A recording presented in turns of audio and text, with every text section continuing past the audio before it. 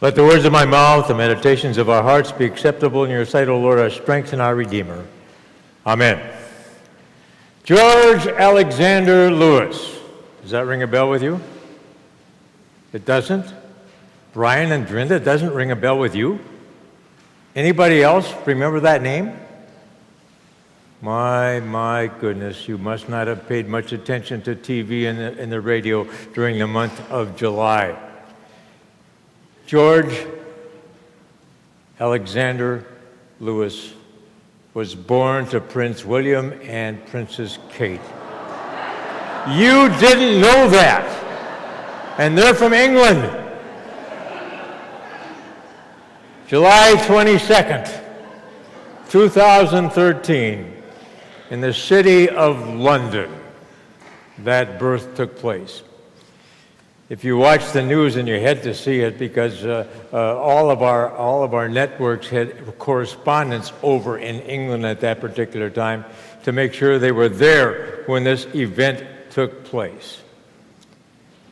This was big, and I can't believe that Brian and Drinda didn't see it as that big. CNN had so much stuff there. They had reporters stationed over there at the hospital, just waiting and waiting and waiting for labor pains to begin. It was an international thing that took place. The focus on the one who was being born, who would one day be an heir to the throne of England. What a contrast to the birth of Jesus, born King of the Jews. There was no hype for that birth at that time. Mary wasn't glorified like Princess Kate. In fact, she was embarrassed by her pregnancy, and she went away and hid because of that. There were no reporters who followed Joseph and Mary from Nazareth to Bethlehem.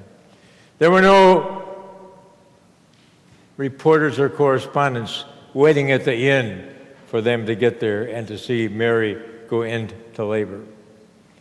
Other than the story of the angels telling the shepherds, there was no hype as far as that birth was concerned. The wise men, remember them? They came to Jerusalem, the city of the Jews, the capital city, and they asked, "Where is he who was born King of the Jews?" And nobody knew. They hadn't heard of anything like that. The first mention of that birth wasn't until decades later, when two gospel writers, Matthew and Luke, wrote something about that birth, and neither one of them said the same thing about that particular birth. And the early church didn't focus on that for centuries after it took place. George Alexander Lewis, a prince destined to be king, was born.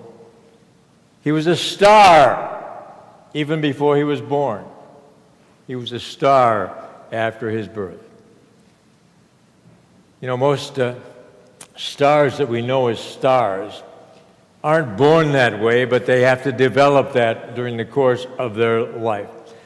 I've been reading a book that was given to me, When Pride Still Mattered.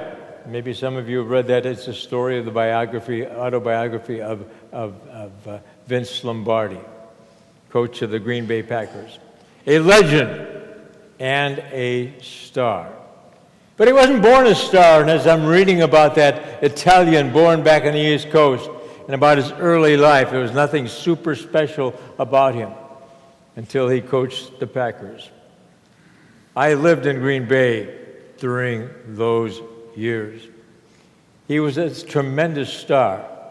And probably most people don't know that Vince Lombardi, on his way to Lambeau Field, every day stopped at church for Mass, every single day of the week. He was so highly regarded. Now, somebody asked me after last night's sermon why I didn't mention the Packers and the Cardinals on Friday night. I'm a Packer fan, secondly, a Cardinal fan, and it was more important for the Cardinals to win on Friday than it was for the Packers. So I'm happy that they did that. There's a story told in Green Bay about this great star, this legend, that is so highly regarded that one night as he crawled into bed, his wife said, "God, your feet are cold."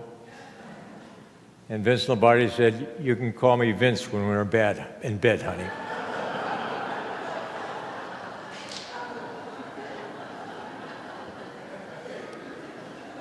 Stars are not born, they are developed. My dad was a star football player at Luther College. He was a big lineman. And he wanted me to be a football player too, and so I remember that when I was so small, he gave me a tiny football because he wanted me to grow up being a football player. But I was built like my mother, not like my dad. And so I ended up being a basketball player. And that was my sport, and I was a star. I was a star in high school, I played in college, and I played in the Army. When I was a junior, I was all-conference.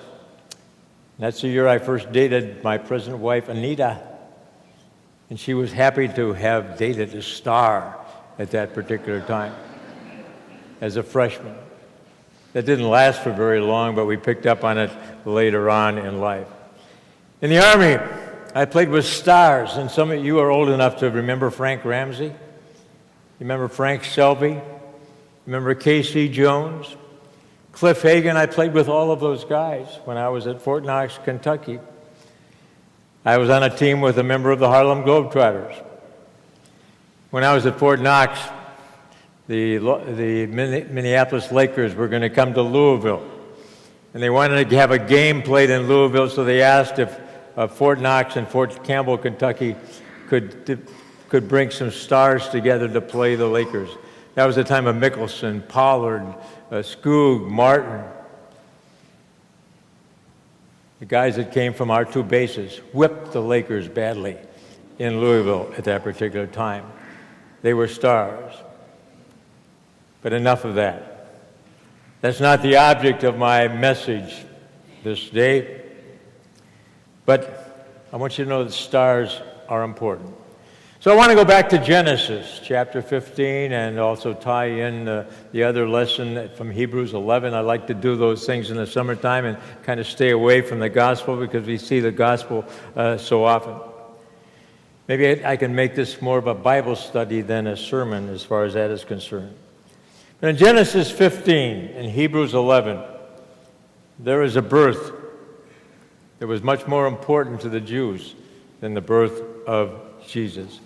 Much more significant. A birth remembered in Jewish history. Genesis 15 refers to the promise of a special birth. Abraham was the father of the Jews, the Jewish nation, also known as a Hebrew nation. Abraham is the first person mentioned in the Gospel of Matthew, in the genealogy of Jesus, which starts off Abraham, the father of Isaac, the father of Jacob, and so on and so on. Genesis, the passage before Abraham ever became a father at all.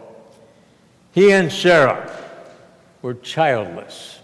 At least they were childless as far as a son is concerned, because in those days, if a person did not have a son, you were considered childless even if you had a bunch of daughters. Abraham was concerned about who was going to carry on the lineage of his family, who was going to be the heir to Abraham and Sarah. And he was afraid that it was going to be his slave, and that was possible to happen, Eliezer of Damascus.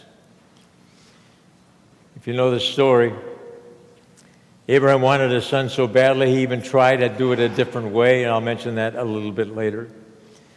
And he had a son by his wife's maid, Hagar, but God wasn't satisfied with that. So let's look at those words in Genesis where Abraham responds to God as God is telling him that God is going to be his shield and his reward would be great. And after that promise, Abraham responds, I continue childless, and the heir to my house is Eliezer.